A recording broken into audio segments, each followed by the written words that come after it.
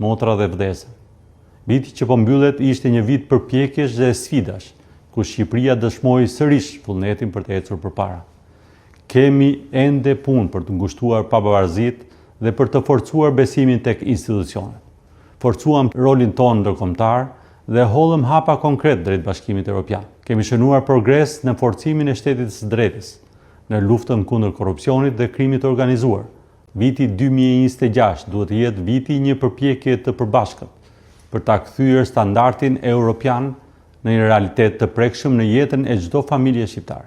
Interesi kombëtar dhe dialogu duhet të udhëheqin veprimet tona për të ndërtuar një shoqëri më të drejtë dhe më të begatë, sepse ajo që na bashkon është më e fortë se çdo interes që na ndan.